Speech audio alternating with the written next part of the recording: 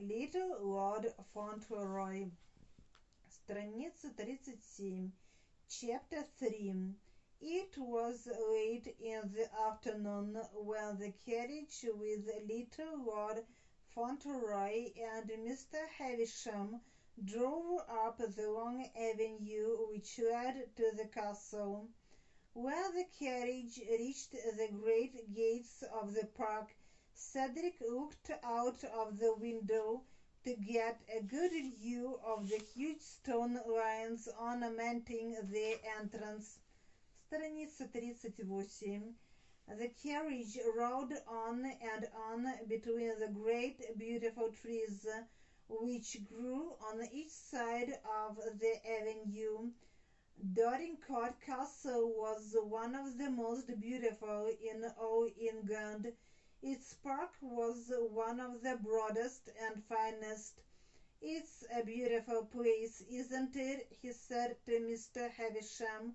"I never saw such a beautiful place.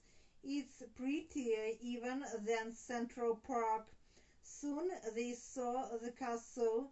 It rose up before them, stately and beautiful and grey.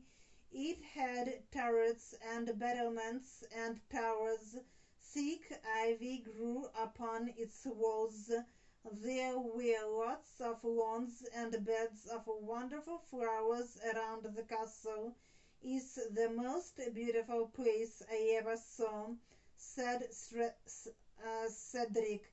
His round face flushed with pleasure. "It reminds me of a king's palace. I saw a picture of one once in a fairy book." The great entrance door was open, and many servants were standing in 2 lines looking at little Lord Fauntleroy. An elderly woman in a plain black silk gown stood at the head of the line of servants. She had grey hair and wore a cap.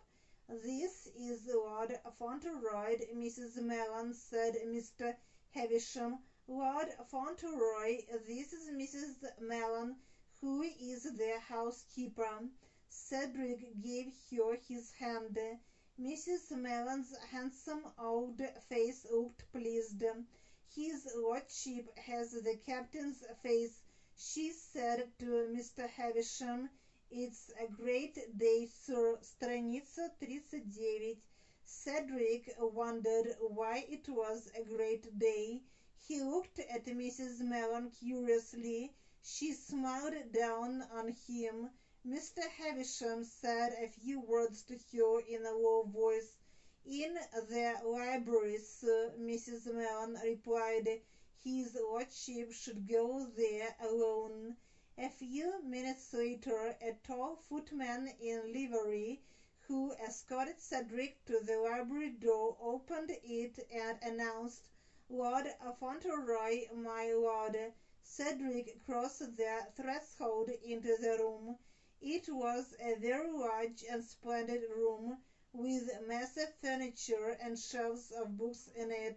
For a moment Cedric thought there was nobody in the room, but soon he saw that by the fire there was a large easy chair,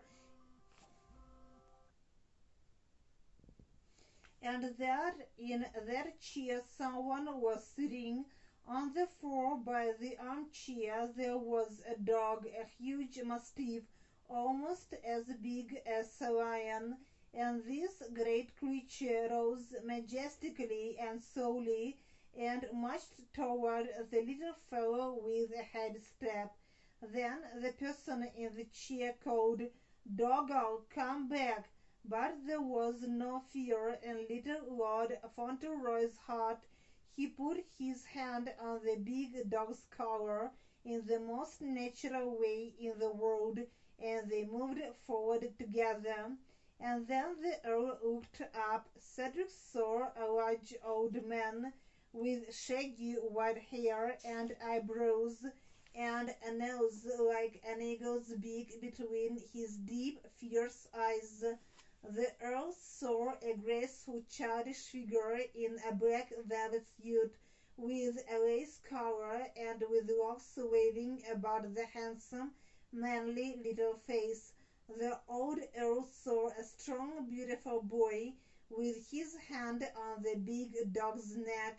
It pleased the old nobleman that his grandson showed no shyness or fear. Cedric came quite close to him. "Are you the Earl?" he said. "I'm your grandson, Lord Fauntleroy." He held out his hand because he thought it was the polite and proper thing to do even with earls. "I hope you're very well," he continued politely. "I'm very glad to see you." The Earl shook hands with him with a curious gleam in his eyes. He was so astonished that he didn't know what to say. "Glad to see me, are you?" he said after a pause.